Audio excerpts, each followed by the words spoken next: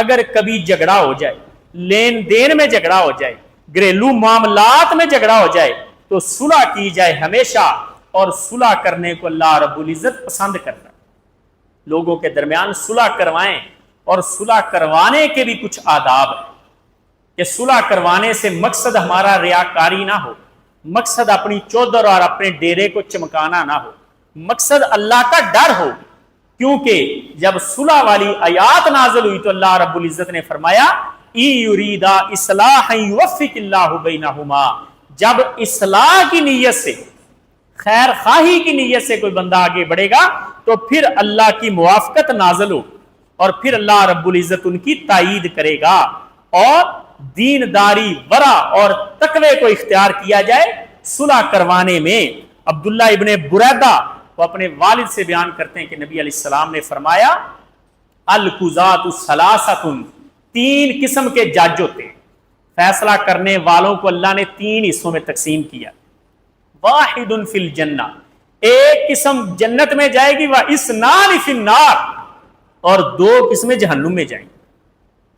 فَأَمَّا الَّذِي فِي الْجَنَّةِ، جنت میں وہ جج جائے گا رَجُلٌ عَرَفَ الْحَقَّ فَقَضَىٰ بِهِ، جو حق کے مطابق فیصلہ کرتا ہے، حق کے مطابق بات کرتا ہے۔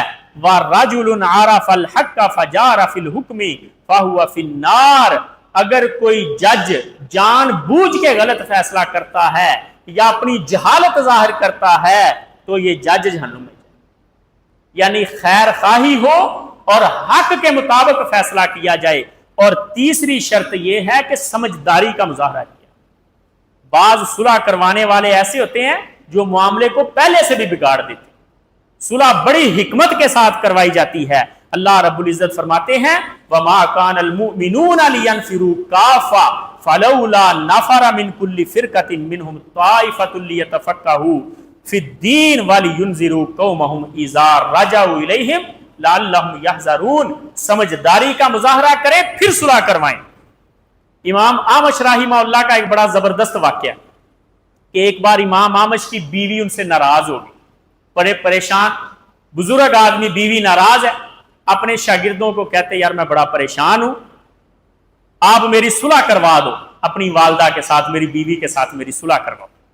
شاگرد ان کے وہ امام صاحب کی صلح کروانے کے لیے آگے بڑھے اور کہنے لگے، جا کے سفارش کرنے لگے ان ابا محمد شیخ کبیر، ہمارے جو استاد ہیں امام اعمش وہ بزرگ آدمی ہیں، ان کی آنکھیں بھی کام کرنا چھوڑ گئی ہیں، ان کی پنڈلیاں کمزور ہو گئی ہیں، بہت بوڑھے ہو گئے ہیں، ان کے دماغ میں بھی وہ طاقت نہیں رہی، تو آپ درگزر کریں صلح کر۔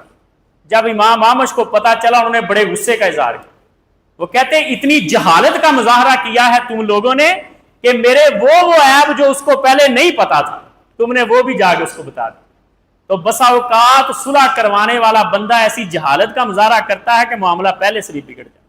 تو صلح کے لیے جہاں نیت اچھی ہو وہاں سمجھداری کا بھی مظاہرہ کرنا ہے، عقل مندی کے ساتھ صلح کروانی ہے تاکہ ان کے معاملات کا حل ہو، نئے سرے سے معاملات جنم نہ لے لیں۔ اور نبی علیہ السلام کی جو روایت ہے کہ رسول اللہ صلی اللہ علیہ وسلم نے فرمایا ہر صلح جائز ہے سوائے اس صلح کے جو حلال کو حرام کر دے یا حرام کو حلال کر دے۔ امام ابن قیم رحمہ اللہ کہتے ہیں کہ جس صلح کے اندر کوئی ایسی شرط ہو، کوئی ایسی شک ہو، یہاں تک کہ صلح کے موقع پہ عورت یہ شرط رکھے کہ میں پھر صلح کروں گی کہ اگر یہ لکھ کے دے میں دوسری شادی نہیں کروں، اگر میرا خامد مجھے یہ لکھ کے دے کہ یہ دوبارہ مجھے طلاق نہیں دے سکتا تو پھر میں صلح کروں گی۔ امام ابن قیم کہتے ہیں ایسی شرطیں رکھنا جائز نہیں۔ صلح کروانے والے کو یہ دیکھنا پڑے گا کہ صلح کرواتے ہوئے کسی ایک پارٹی کو ایسا نہ پھنسا دے کہ بعد میں وہ نکل ہی نہ سکے۔ عقل مندی کے ساتھ صلح کروانی ہے اور معاملے کو، فیصلے کو اللہ کی سپرد کرنا ہے اور اچھے وقت کا انتخاب کرنا، یعنی جب معاملہ ٹھنڈا ہوتا نظر آئے تب صلح کروانی۔